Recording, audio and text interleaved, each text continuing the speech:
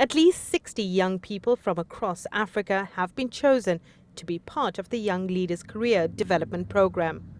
Chemical engineering is a field that has so much diversity in terms of the fields where you can actually end up working. There's mineral processing, it can be in mineral processing, it can be in food processing, oil processing, so it presents a large opportunities for career-wise. Looking at it, it's an industry that will always be required to be a part of the global growth development on a global scale. So looking at extracting raw materials and producing a finalized product from that will always be needed. Mining is an important contributor to GDP in most African economies, but the industry is vulnerable to global shocks and cyclical downturns.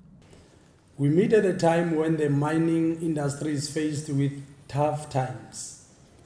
Commodity prices are low and jobs are being lost. It is during these times where your energy is needed the most. We need to change the narratives together. Tell the good stories that are there to be told and focus our attention in ensuring that we revive the sector. The Young Leaders Development Program is offering young people from across the continent an opportunity to get involved in the sector. It will also develop and retain local talent.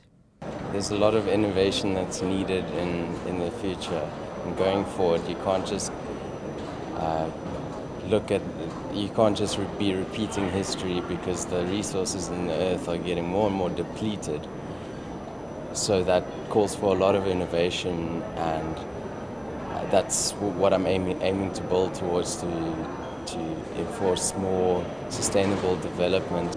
At the moment, I think in Africa we're so focused on the actual mining, so getting resources out of the earth.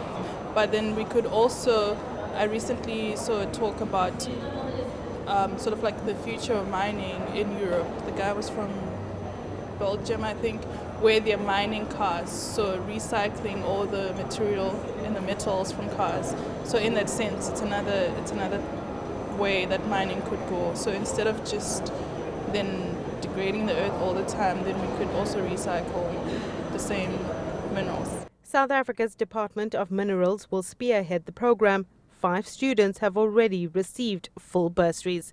Sumitra Nadu, CCTV, Cape Town.